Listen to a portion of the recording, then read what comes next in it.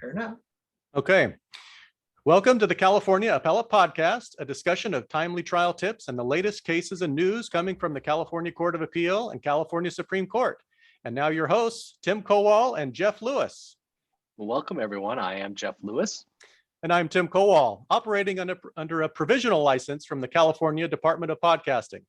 In each episode of the California Appellate Law Podcast, we provide trial attorneys with legal analysis and practice tips from an appellate perspective. Both of us are appellate specialists who split our practices evenly between trial and appellate courts. We both work directly with trial attorneys to prepare cases for appeal. And in this podcast, we offer some of that appellate perspective on various issues that arise in trial court and on appeal. All right, everyone. Welcome to episode 15 of the podcast. Yes, and today we welcome Jeff Calkins to the show. Jeff spent the last 3 decades as a research attorney at the Court of Appeal for the 4th District, 3rd Division here in Santa Ana. Jeff was my boss when I was an extern during law school under then presiding Justice David Sills, and then he worked under acting presiding Justice Rylersdam, and then went on to work for Justice Bedsworth before his retirement last year. Before going to work at the Court of Appeal, Jeff had a very interesting career as a journalist that maybe he'll share with us a little bit today on the podcast. So welcome and thank you for joining us here today, Jeff. Well, I'm totally scared, and of course I'm crap in person. And if I could think on my feet, I would never have gone into appellate. I would never have gotten into appellate law. I would have actually been a trial lawyer. But here I am anyway. Well, maybe you picked the right profession then. What was it like working as a research attorney in the Court of Appeal? Oh, well, like it's a wonderful monastery. It does have a monastic, sterile, intellectual quality that is absolutely wonderful for people of that kind of variety. I mean, it's essentially not any different from your typical academic day where you read and you write. Today I read, what did you do today? Here I read some cases and I wrote some stuff, and that's it. And that's sort of what academic life is. I mean, it's not all that different from it being an Oxford Don in some ways, or being at a research institute, or even a think tank. In fact, as you know, I think I introduced you to the Court of Appeal by saying we're simply a think tank with consequences.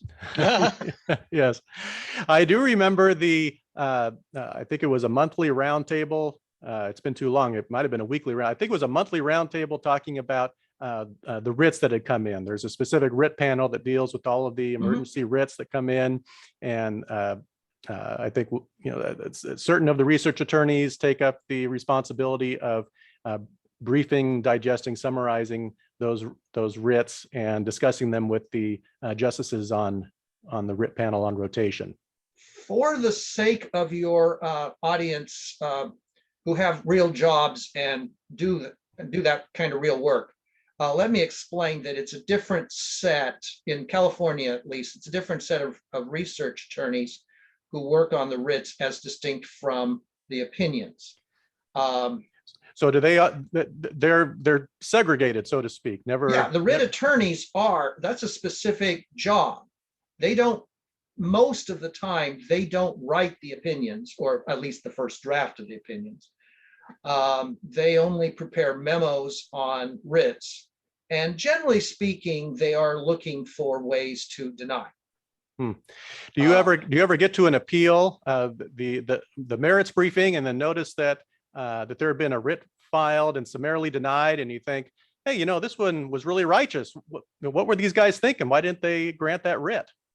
Well, because as a technical, the answer is if it can be corrected on appeal, you don't grant the writ. It's the classic formula. You have no remedy at law. I have no remedy at law. I need a writ. Well, you do have a remedy at law. It's called an appeal. The question is, if the writ wasn't granted when it should have been, now you got problems in getting around. But that's very rare.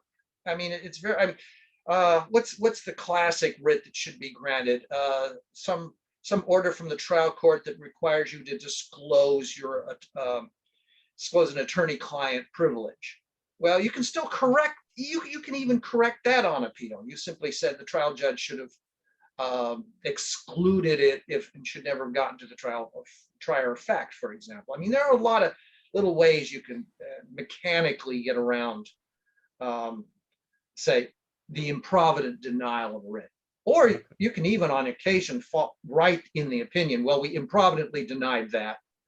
And yeah, it Hey, should have Jeff, been corrected. Jeff, could I ask you real quick? I've heard from a number of research attorneys in the second district that if you have 60 days to file a writ and you wait till day 58 or 59, that's like a huge red flag to the research attorneys that it's not really all that important and urgent, and that you should get it in as soon as possible. And could you comment on whether or not the Fourth Appellate District, while you were there, had that same philosophy? Yes. That's general. You'll find that throughout the system. You wait too long on a writ, you have signaled that, well, this is really an appellate issue, and we'll let the guys who do the appellate opinions work on it. The people in the second district are absolutely are telling you the right, the right thing on that one. Okay. Great. Is that even the case when the appeal, when the writ is not necessarily an emergency, it's just not directly reviewable, such as an appeal from a peremptory challenge, an order striking a peremptory challenge to the trial judge? Maybe there's not a trial pending, so there's not a red flaming emergency that requires it to be filed as a writ the next day. But if it's filed a little bit closer to the 60-day deadline, there's been no prejudice, does it still trigger that same red flag and with the research attorneys that, yeah, it's probably not important enough? No. Okay, you point out an exception. If something is pretty obvious, should be taken care of, you might have up to 58 days to do it. It's never a good idea, because I think as an equitable matter, waiting too long is just a reason by itself to deny a writ. Right. Well, and Jeff mentioned the second. Petition. Jeff mentioned the second district. Are there any other? Did you ever have any opportunity to interact with research attorneys from other district courts of appeal? Are there any cultural differences or Huge? Are there? And those are set by the justi themselves, and in part the legislature in setting up the courts where it did, where and why and how they did. I mean, there's a different culture, I think, in the fifth district in Fresno, a hugely different culture at the Ronald Reagan building in Los Angeles, in part because it's so big and you never see each other. And there was a huge difference even at the DC 343 when we were at the Spurgeon Street place, which was this sort of Ethan Allen furniture store that had been converted into an appellate court. It was charming. It was like, something out of a Victorian novel. And then we moved into our own facility that had been designed to be an appellate court. Yeah, there was a huge difference. For example, just the fact that all the research attorneys at the Spurgeon Street court were on one floor, and we could all talk to each other. Whereas they had to be split up for the for the Ross Street court.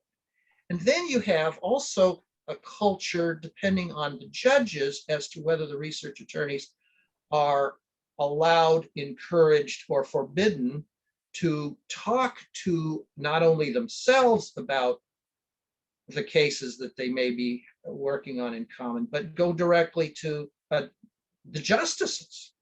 I heard many times in the 1990s, I just walked into Tom Crosby's office or walked into Ed Wallen's office and just started talking about a case.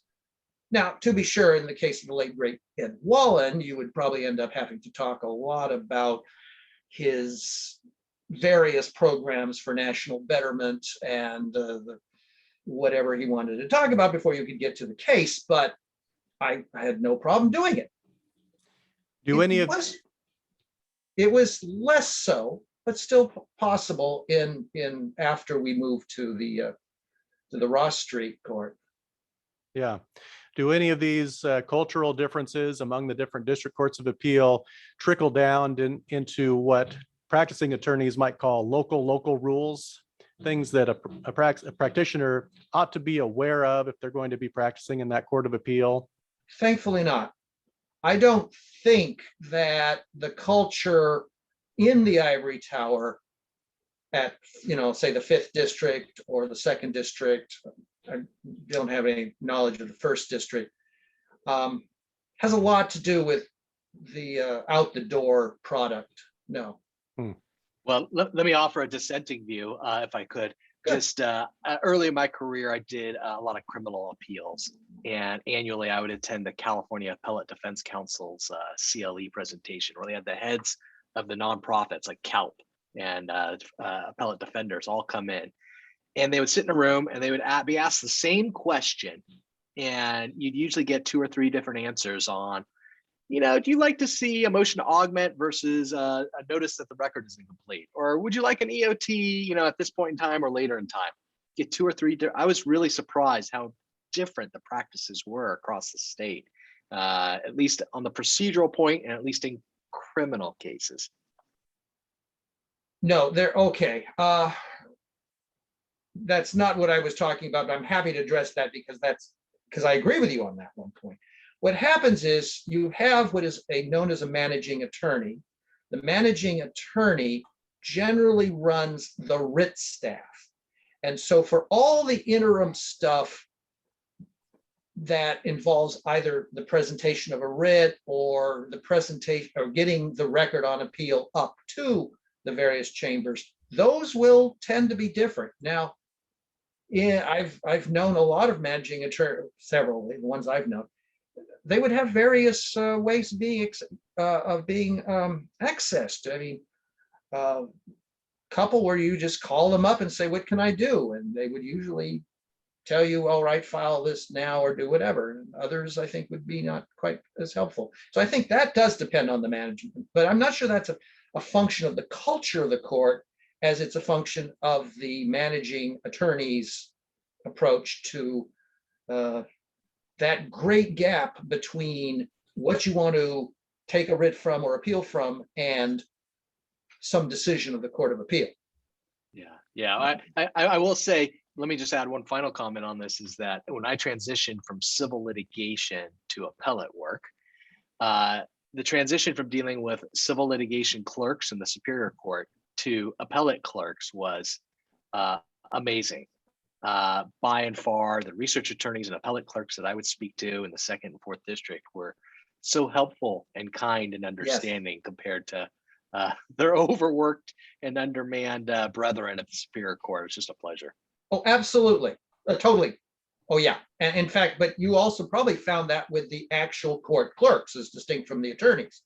No. Even with the research attorneys, though, every once in a while you have occasion to speak or interact, and it's a different vibe. Okay.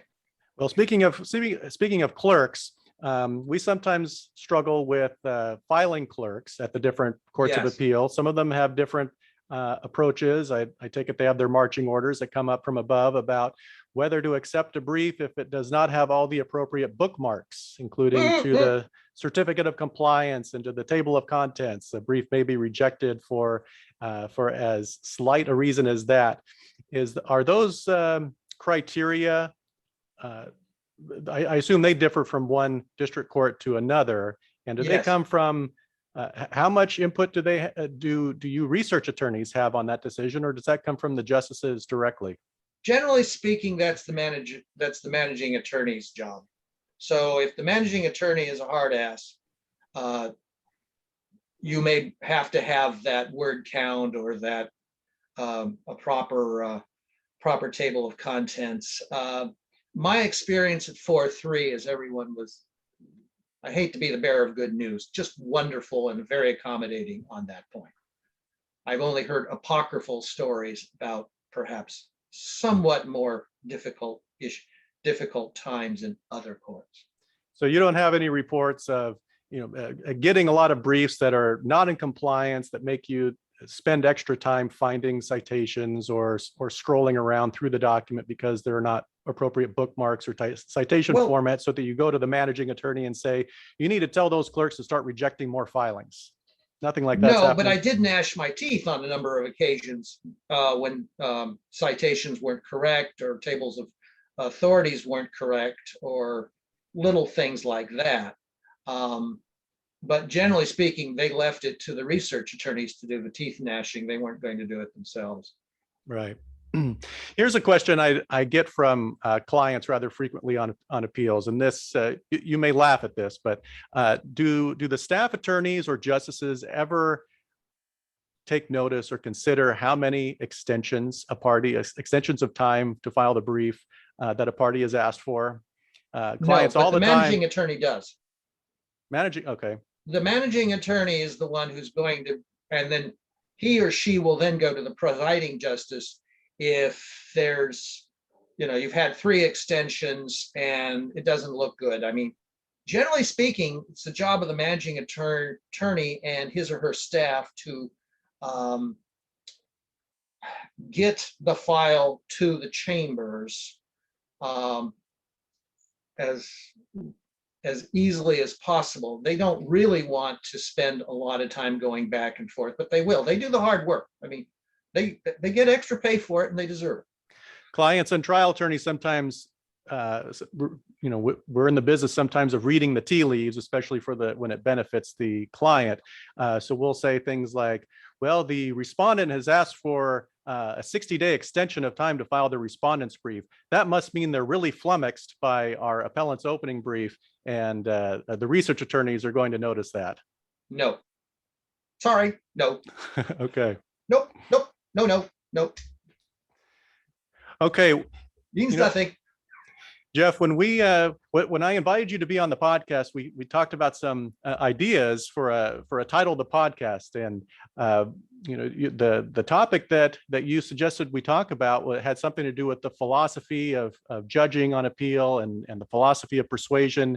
The title that we came up with for our podcast today was "What Difference Does an Appellate Judge Make? Ideology, Orientation, and Temperament in the Intermediate Appellate Courts of California." So I'm going to give this over to you, and can you start unpacking that a little bit? What was it you wanted to talk about today about differences in judicial philosophies among various appellate jurists? Well, I actually had to go back to my own career and ask what were the reasons judges disagreed with each other. And you see that in dissents. Why is there a dissent, and why is there changes and things? And I suppose I'm going to start off by, again, being the bearer of good news on at least 2 points.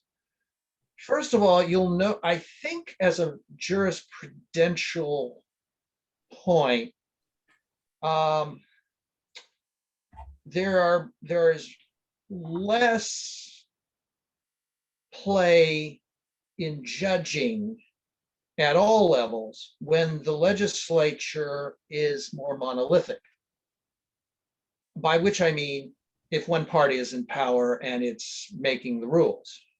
So in California, the Democrats have been in power clearly since 2010. And the law actually is, at least the statutes tend to be clearer than they were in the period, say, 1980 to 2010. And so there's less play in statutory language or what the legislature intended. And for that reason, we're getting, just generally speaking, and this is my own general impression, it certainly bore out with my experience at 4-3, less dissents. At one level, in jurisprudentially, it's looking at the intermediate appellate courts, far less California appellate courts, is much less fun now than it used to be. I mean, it was like the Ninth Circuit now back in the 1990s. Now let's segue over. You still have lots of fun, if I can use that phrase, lots of vigorous dissents in the Ninth Circuit and in the federal courts. Why? Because federal law is not quite as monolithic. There's a lot more that there's a lot more room for ideology to manifest itself in. And that's why you have these big fights over who gets to be on the Ninth Circuit and who's going to do the appointing. Okay, so let me get you to define the term monolithic a bit. When you say monolithic, do you mean that there is less room or less ambiguity in the legislation, or are you talking about the more homogeneity of the appointments to the judicial branch? Now I'm talking about the first one. There's less ambiguity in the legislation. Okay, and is that a function of now, before you had just given that explanation, I might have thought that that had to do with state versus federal, that because we have our federal constitution is that you can read it in an hour. The state constitution, you'd have to set aside a whole week to read the thing, and you would probably be banging your head against the wall before you finished. But you're not saying it's a function of constitution. You're saying it's a function of legislation, and you're not even saying that it's a function of our state's laws are so clear compared to other states. You were saying that even before 2010, our legislation was much less clear than it is now. Is that right? Yeah. I mean, let's face it. One party's had a chance to clear things up, and where there's ambiguity, make it clear for their side. So we're getting less dissents now, and it's California intermediate courts are far more, I think, in that sense, predictable. Now, Tim, when you sent me a message that I found fascinating. I've never heard of John Hosness prior to yesterday. And suddenly I discovered, there's this professor out there of a libertarian bent who thinks that, well, there really isn't such a thing as the rule of law. There's just all politics. Yeah, his thesis is that the rule of law is just the latest iteration of the divine right of kings. Divine right of kings was an idea that gave legitimacy to the law, by saying that, well, it's the law is the law because that's what God says it is, because God set up his vicar on earth, and that is the king, and he makes the laws. King can do no wrong, and all of that philosophy that flowed from it. And the rule of law is the same kind of thing. We take theology out of it, of course, but we all say that we're not under any human source of authority. It's all under democracy, and then the laws that we create through the democratic process. But John Hosness talks about, as a law professor using the Socratic method, he would devilishly give his students two different authorities that support completely opposite positions for the same issue.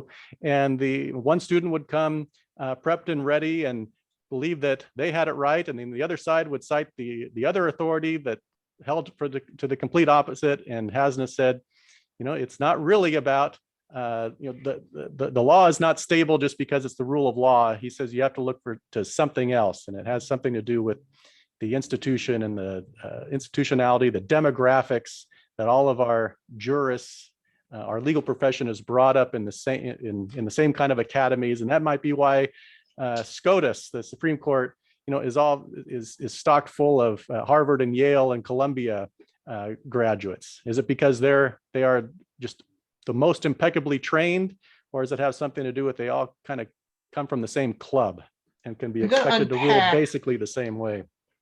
Tim, I'm going to unpack what you just said, because there's three different strains in the Hosness, we'll call it the Hosness theory, that I think need to be, well, I'm just going to comment on. Yeah. First, a bigger issue is the growing irrelevance of law professors and law reviews to the actual real legal profession. You go back into the 1960s, Judge Traynor would actually consult law review articles. By the 21st century, judges are pretty much oblivious I think real world judges, except maybe at the Supreme Court level, and then it's only to, for a quote, they need to bolster some thesis. I think the legal professoriate has become more and more irrelevant as time has gone on. That's probably a good thing. And in Hasness's case, even though I might be inclined to maybe agree with some of his thinking, I think he's doing political philosophy instead of law. Okay, second point. I don't think it's I think that empirically he's wrong. And he's empirically wrong because, well, contracts still get enforced. There are still reasonably predictable outcomes. In fact, you have outcomes that are reasonably predictable a lot of the time. Yes, and when you say he's wrong, the proposition that you're specifically talking about is that what? That the law is not stable, or that you could use cases to prove any old thing you like? He's wrong that the law is not stable. Okay. Now, he's right for the big constitutional quasi-political issues. It's not stable there. It won't be stable. The really big issues of that the U.S. Supreme Court seems to duck more and more these days tend to be, that's politics, but you're talking about a small percentage of real world cases. What I would say in Hasness's defense is that I don't think he takes the position that the law is not stable. What his position is that the law is stable, but not because of the rule of law, and the rule of law is so great and it works so well. His position is that the law is stable because you have the same kind of people from the same kind of backgrounds, and not race and class and everything else. They all come from Harvard and Yale and Columbia, from the if you're looking at the U.S. Supreme Court, and so they're all going to give the same kind of analysis.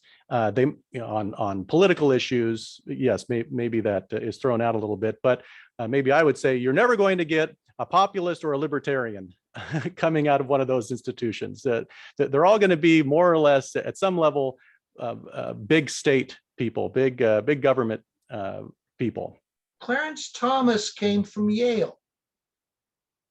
He picks people from the Federalist Society, maybe from the Ivy League chapters, but he came from Yale, and he is, I think, as close to a populist or libertarian as there is. And who knows what some of President Trump's appointees will show. So I think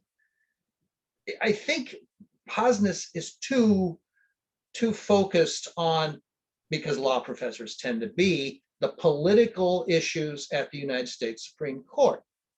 Now, in the real world, where you've got contracts and regulations to figure out, and entitlements to figure out, and other things, I think there is an incredible amount of stability. I think maybe 85% to 95% stability, and that's good enough to keep apples from flying up toward the tree instead of dropping down. Let me give you one of my favorite statistics that I sent you. Someone did an analysis of the times when the notorious Ruth Bader Ginsburg and Antonin Scalia agreed with each other when they were both on the DC circuit, and then compared that with Mikva's times. Now, Mikva was counsel to President Clinton, very, very Democrat, straight from as much an establishment Democrat as you can imagine. But Ginsburg and Scalia, to be sure, not a statistically significant amount, actually agreed with each other more, about 90% of the time. That suggests a real world law, a real world stability of law at the intermediate appellate level. Because those of us who've been in that particular, toiled in that particular vineyard, don't get to rewrite Supreme Court cases.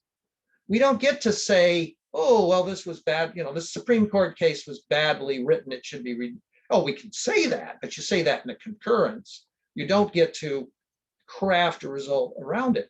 So no, I think he's wrong there. But finally, I'm going to attack what we'll call it the sociological analysis, and that's the ivory tower. It's like everybody came from Ivy League universities. I'm sorry, that doesn't accord with the fact that most of the law, most of the time, throughout the United States, is not done by Ivy League graduates.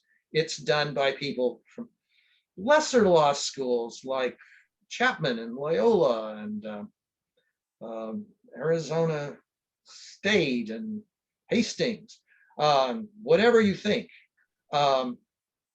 Pick your non-Ivy League schools. The point is that, well, if you want to say, if you do want to say it's because of a socialization, blame Christopher Columbus Langdon, who was the dean at Harvard in 1870 and gave us the case method. And thanks to Langdon, we all have been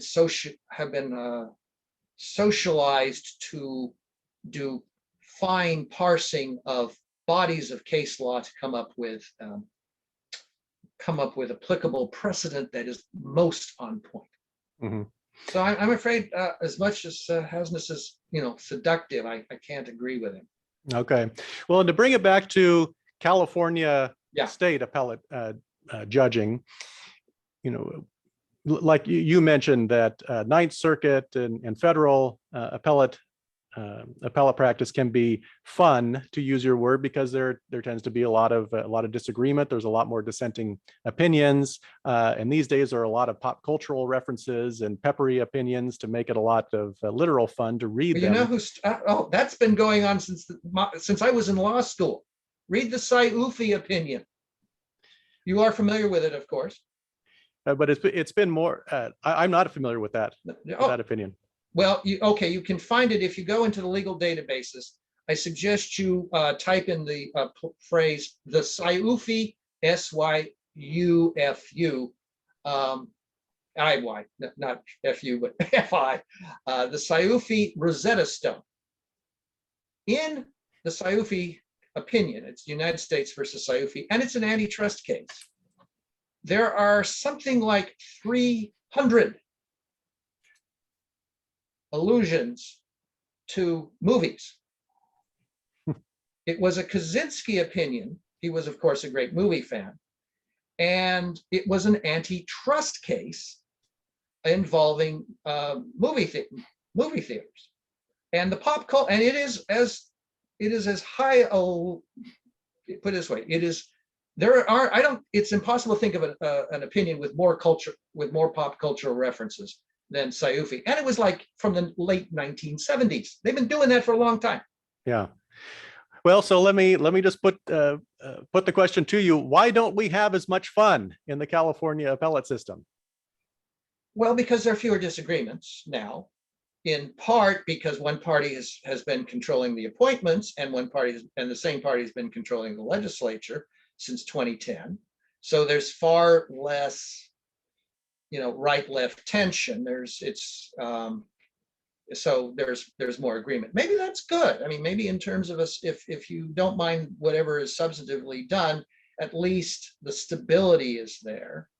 So there's less.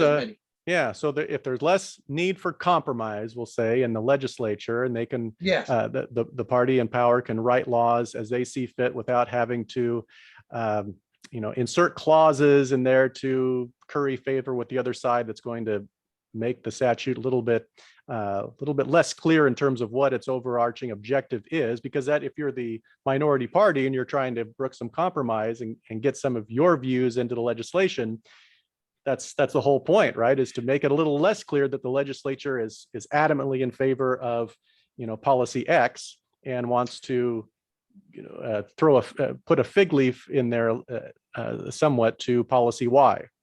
Are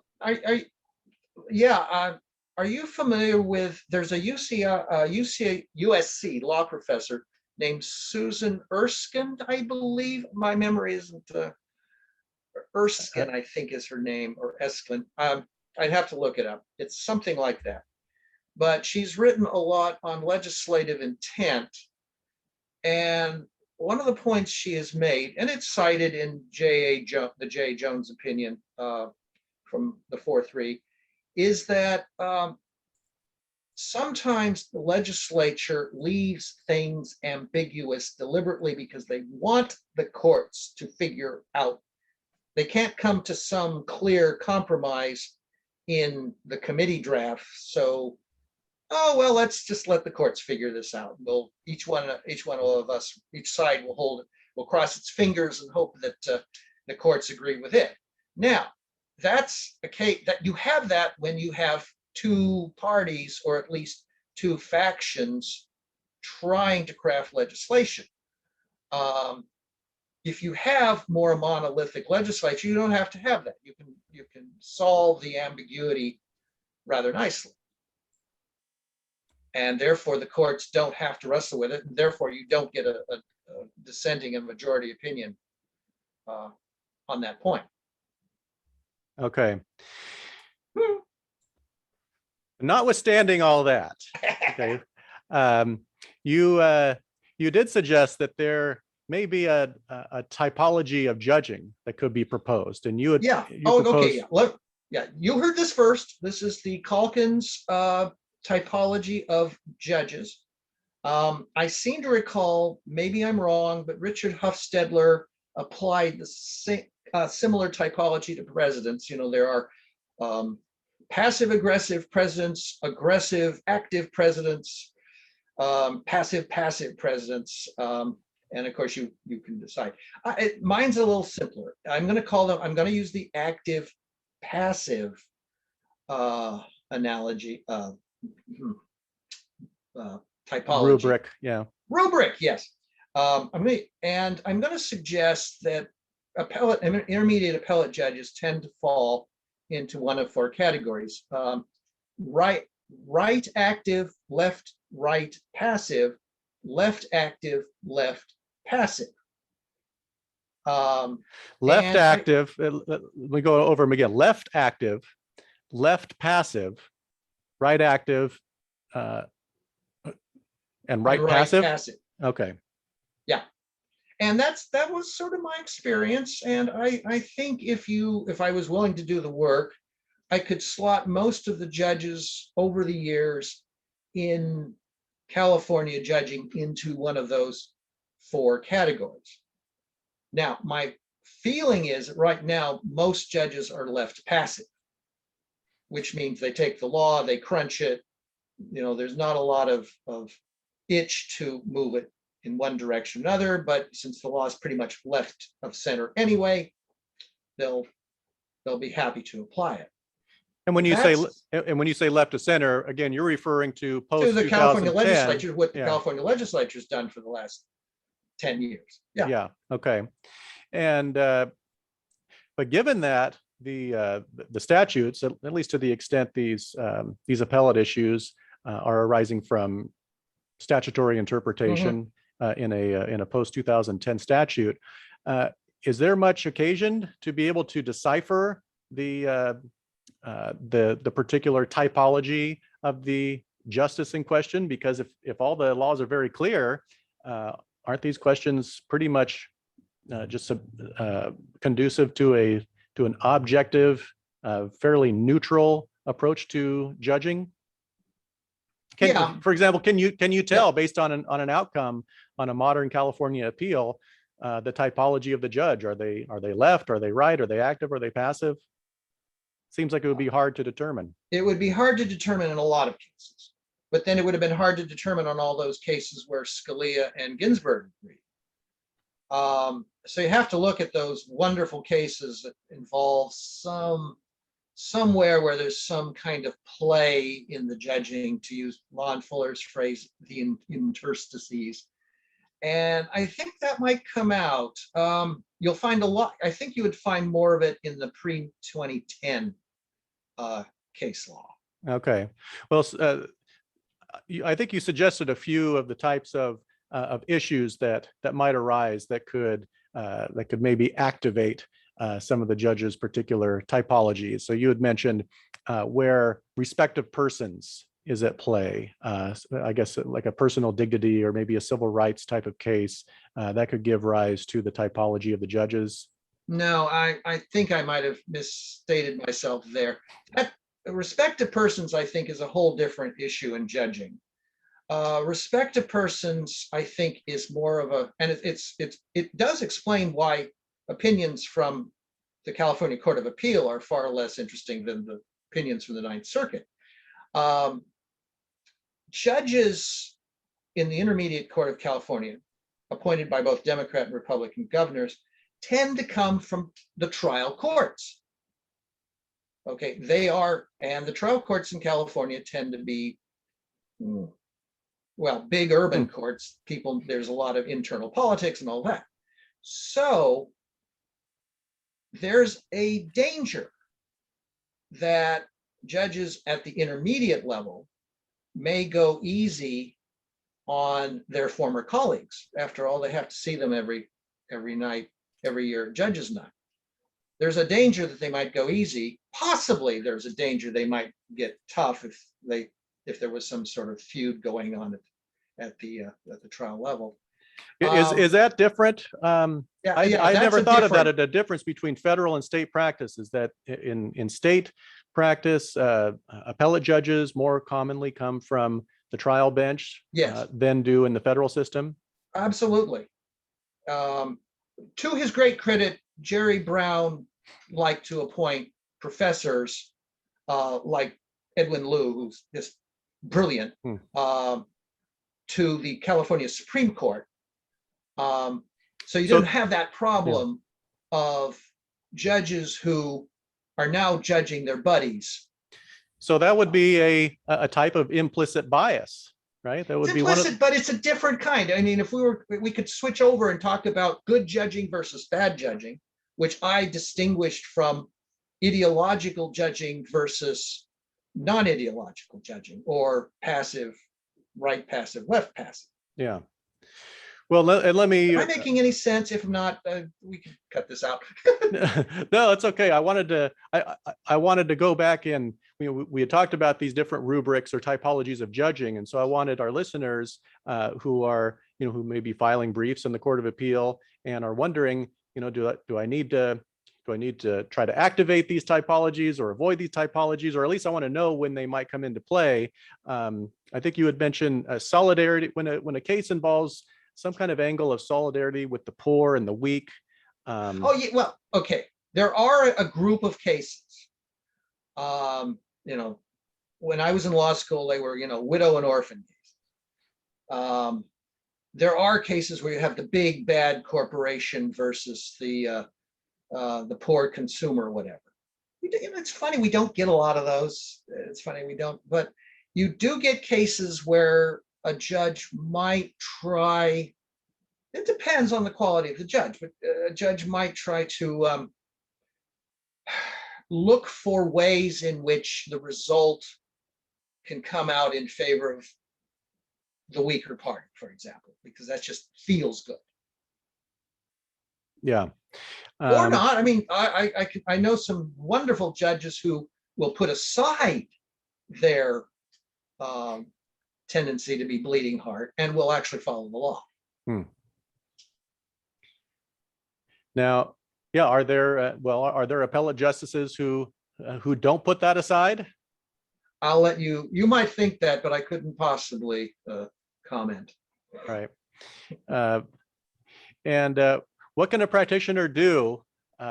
Anything a practitioner can do to mitigate against that? Do you just try to Nope. To minimize? Nope. No. Nope. Sorry, you're stuck with the panel. Yeah. Now, you can examine who, if you know a little bit about the panel, there may be some towering intellect on the panel that you can pitch your brief to.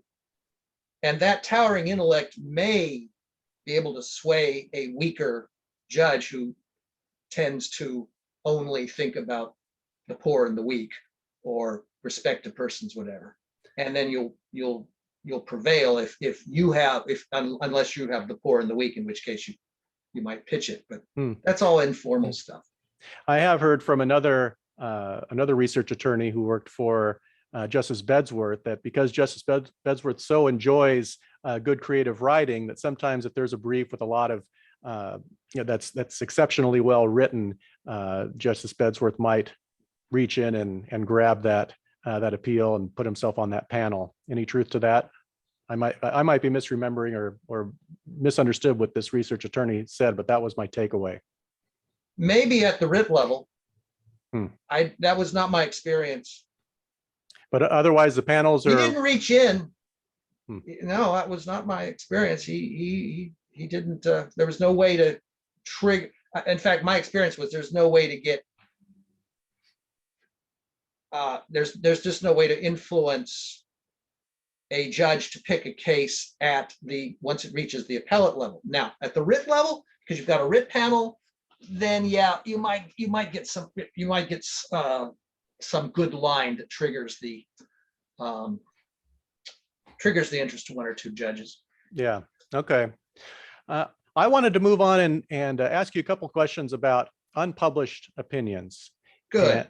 And I have kind of a little bit of a cynical take on the practice of unpublished opinions and Rule of Court 8.1115. And I always like to ask whoever's willing to sit in the hot seat. I like to put to him this quote from Howard Bashman. He runs the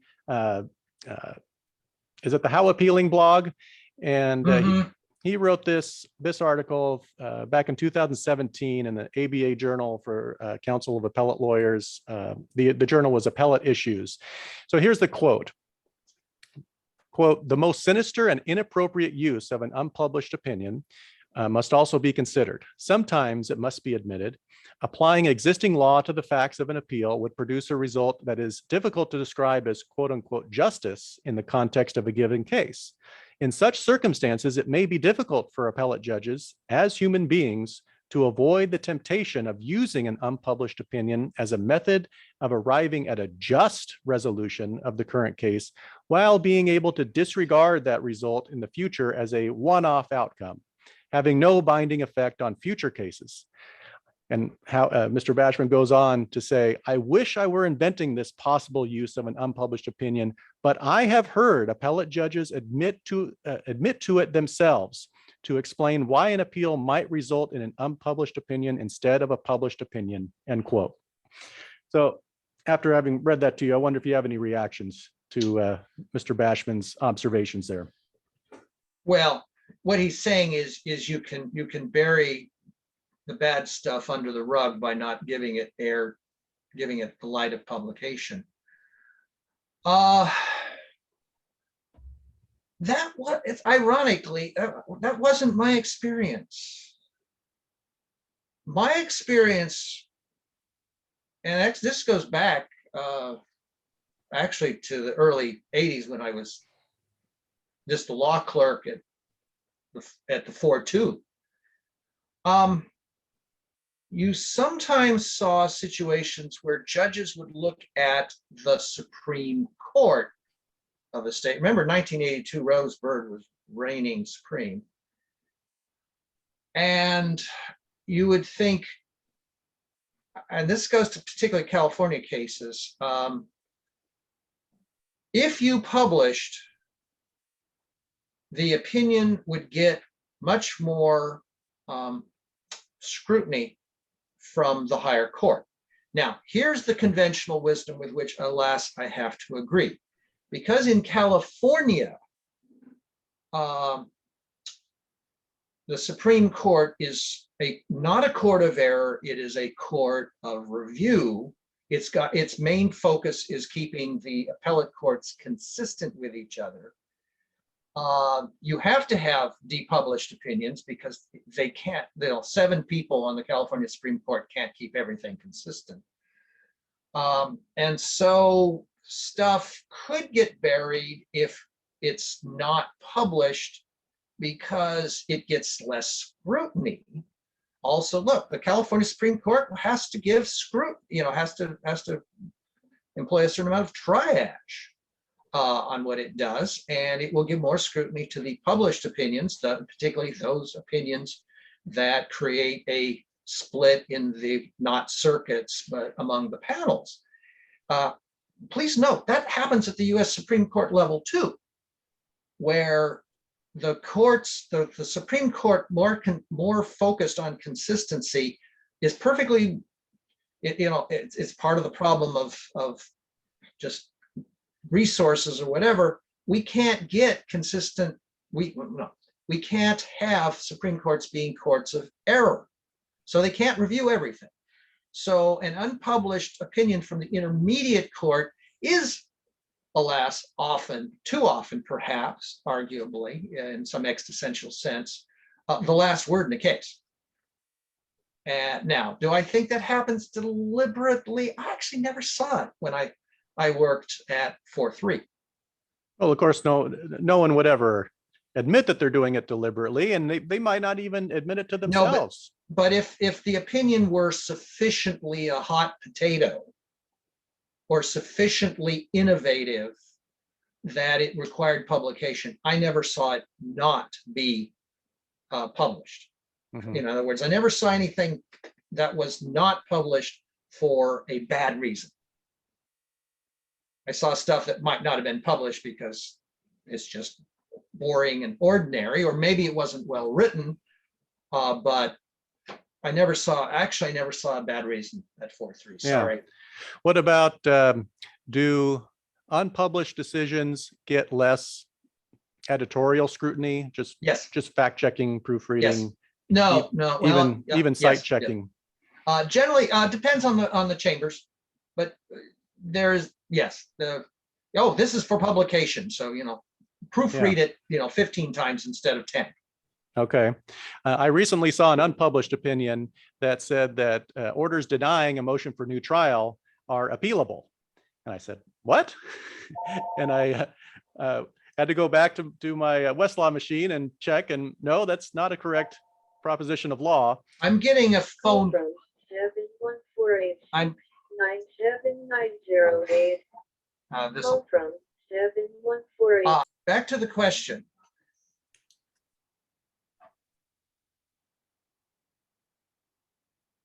Hello? I can't hear Yeah. anybody. You can't. Yeah, no, I no, can't. we're here. Let me elaborate on what you were saying, Tim, just recently. And maybe I should repeat it just in case it got cut off. I forgot what my question was. I think I had pointed out. Well, we're talking about burying bad results Yeah. under the rug in a non-published case. And the problem with that is, it's the old Platonic who will guard the guardians. So the Court of Appeal is a court of error, even both at the Ninth Circuit and in California. So we do try to keep the courts of appeal do try to keep the trial judges from committing prejudicial error. The Supreme Courts can't do that. And that means the Court of Appeal is, to paraphrase an old phrase, it's not last because it's right because it's last. And that just happens. I'm not sure if there's a solution to it other than creating some ludicrously yet another level of courts to review what the Court of Appeal does. And that would just, please don't, All right, well, let me offer my other criticism of the unpublished opinion, the whole philosophy. And that is that, now go back to, the essence of what judicial power means. Remember I think the Federalist paper talks about how they have neither force nor will, but merely judgment. And the idea being that, Madison said that. It's the court's decisions are only binding on the parties before it.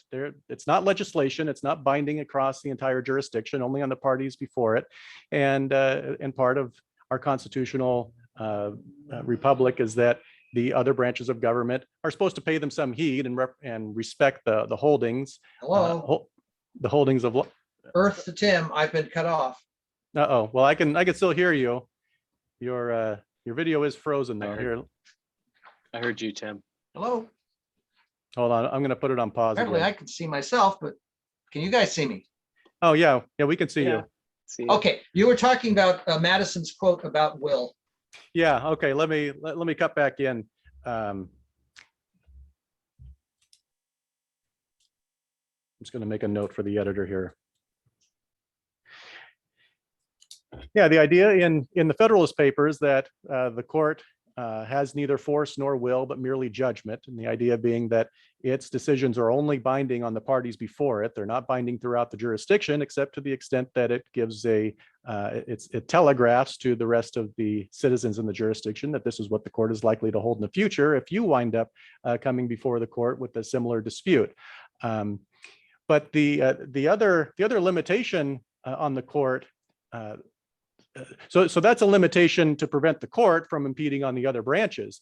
But what protects the parties that come before the court from seeing the court just do any old thing it likes to those parties? And that guarantee that the court can't just do any old thing it likes to the parties before it is that, don't worry, we can't just do anything we like, because anything we do, we have to follow that in the future. So don't worry, we're not going to do anything crazy to you, because then we be obliged to do that same crazy thing in the future. But the unpublished opinion rule takes us out of that guarantee. And so the parties no longer have the guarantee that you're not going to do some crazy thing to me, because that would be binding on you in the future. Because when it unpublishes a decision, it says, no, whatever we did to you is just buried in the record. You can't gainsay it. No other, it's not reviewable. It's not citable by any other court. We don't have to follow it in the future. So it's kind of all bets are off. Well, you're trotting in the steps of the, I suspect he's now dead, the late great Gideon Cantor, who was a professor of law at Loyola, who loved to write articles for the Daily Journal, the gravamen of which was, I've had these appellate opinions that disagree with each other, and I can't even tell the court that it's disagreeing with itself. Your real point is that the Court of Appeal is too often, particularly in what we'll call the boring cases, where there's not a sexy constitutional issue that will get taken up, the very last court. Now, I'm sorry, can you figure a way to solve that problem? And I'm not sure that the publication, now what you're saying is we published everything, that would keep the courts of appeal honest. The Court of Appeal is producing, all courts of appeal everywhere are producing way too many opinions.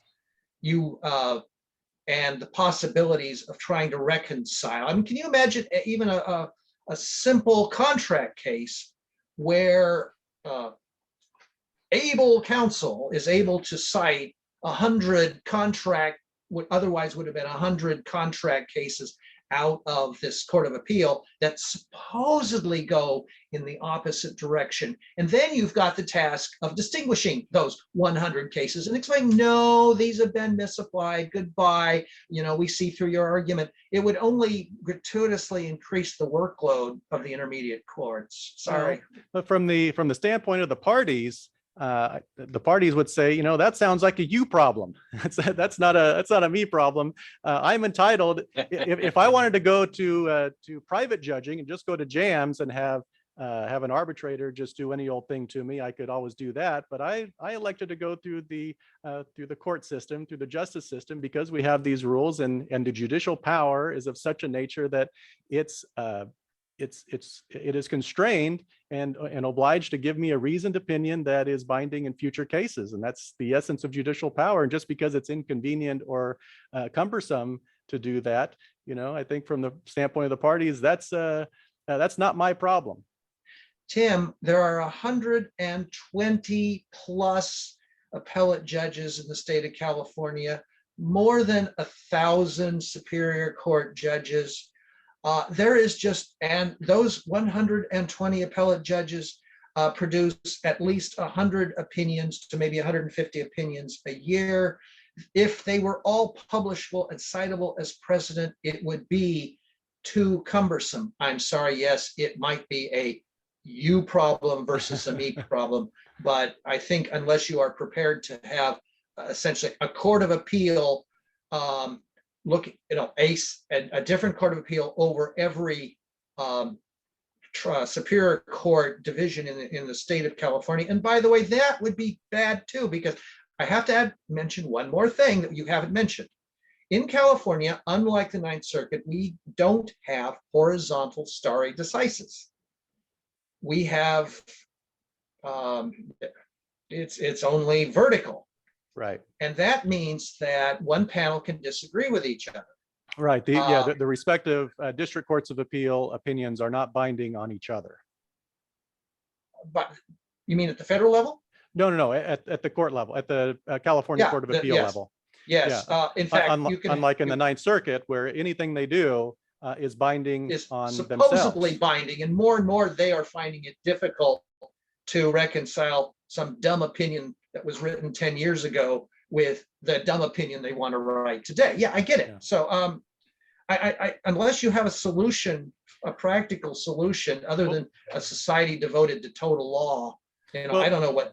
What about the federal rule where they have unpublished opinions and they are citable for persuasive value only? What about a system like that, amending Rule 8.1115 and the California Rules of Court to allow litigants to cite, If we but they're only really did, persuasive? Tim, if we really did have, that's the functional equivalent of just publishing everything. Because if it's citable for persuasive value, you can start larding your briefs with just any number of cases. Now, maybe we should rethink the horizontal stare decisis. Maybe we should, go to some sort of stare decisis within a given district or within even a given panel. Maybe that would change the jurisprudence and at least bring given panels and given districts into consistent. But then you've got one problem. I'll just raise it. I encountered it in my career at some point early in my career, which is the judge who has an agenda and wants to write on some hot issue first, writes first, and that's the problem with horizontal stare decisis. In other words, oh, I like my name in print. I'm going to write on this now. And then all of a sudden, oh, that didn't make sense in the second case. Now, Yeah. So at least when we don't have horizontal decisis, the second panel can say, oh, our colleagues down the hall perhaps misjudged or misfigured the full force of the statutory language, something like that. Right. Well, Jeff, I always enjoy discussing and debating with you over these topics. We haven't disagreed enough. We've only discussed. Well, we've only just begun because Jeff now is going to initiate the lightning round and ask you the really tough questions. Oh, Yeah. we haven't. Yeah, the most divisive and vexing questions facing appellate practitioners around the world. But before we hit the lightning round, I do have one question that doesn't really fit squarely within the lightning round, and that's this. It's an area that Tim and I disagree over, and that is the appellate practitioner's use in a brief of the parenthetical cleaned up. Are you familiar with that? No. If you have a long quote with citations and question marks and ellipses and brackets, you strip all of that distracting nonsense out. You just have the words following by a citation with the parenthetical cleaned up. I'm a big fan of that. Tim, I'll speak for Tim and say he would prefer to have appellate justices and their attorneys stumble over commas and periods and not have the words at the forefront. Thank you for putting my position so charitably, Jeff. Oh, Jeff, I'm sorry. I have to totally disagree with you. Totally disagree with you. Without getting into too much jurisprudence, if you are at all a positivist and you believe that law is language and that language counts, if you're going to make a quotation, put ellipses if you want to, but put it in a footnote or have it fully out there and honestly treat the language warts and all. Because if I see cleaned up, I think you're inserted. I as a research attorney, and maybe there are a few cynical judges like myself who like myself would get skeptical. I'm going to think you're playing games. You've inserted your ideas in here subtly. I And see. no. I'm not, yeah. That's why I think no. That's a Justice fair Lasman and risk. I had a Fair great point. debate. Pardon? Yeah, no, that's a fair point. It's a fair risk that the reader who reads the cleaned up citation may feel that the stripping away has somehow changed the meaning and that the author's lost credibility by doing so. Well, why don't you just give me your paraphrase and then put the actual language in a footnote, and then you are saying, here's my paraphrase, but you can check it out and figure out that I'm an honest guy because of what I've just done. Fair point. You can always use italics. Fair point. Okay. All right. Lightning With that behind us, let's go to the lightning round. We call it the lightning round because guests will sometimes give us one sentence or one word or quick, pithy responses to the most important questions vexing appellate attorneys around the globe. Question 1, font preference. Century School Book, Garamond, or something else? Thought What's your preference? font preference? Yeah, what font do you like to write in when you're writing? Oh, font. Times New Roman. Font. Times New Roman, old school. Okay. 2 spaces or 1 space after a period. 2 spaces.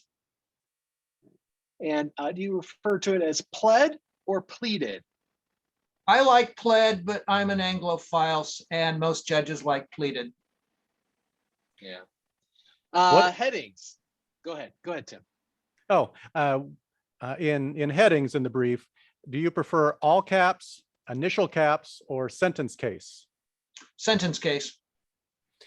And when using, if a party is using initial caps, should they capitalize all the words or just those words under 4 letters or some other convention? Convention that omits ofs, a's, thes, and all that. Okay, and last one, left justify or full justify? Left justify. Full justify is awful. These are aesthetic preference. These are easy questions. These are, well, I did mention that that I was trained under Jeff, so all his answers are correct. Oh, thank you. Yeah, exactly. And on the cases that we work on together, we've just learned to adapt to each other. Yeah. All right, Jeff, we want to thank you for being on the podcast. It was, I enjoyed the conversation. We got deep in the weeds on some judicial philosophy. I think we had some things that were hopefully will be of use to practitioners. But I want Well, to thank feel you free to edit out what on. you don't. I don't mind being edited down to 5 minutes, particularly if I said something really dumb. Well, you just told us that you would. You just told us you would not suffer any quotation even to be modified. We can't clean it up. Yeah, we can't clean it up. We can't clean Fair this enough. up. Warts and all. Warts and all. All right. All right. Thanks, Jeff. All right, good. Nice to meet you. Well, that wraps up this episode. And if you have suggestions for future episodes, please email us at calpodcast@gmail.com. That's CAL podcast@gmail.com. And in our upcoming episodes, look for more tips on how to lay the groundwork for an appeal when preparing for trial. See you next time.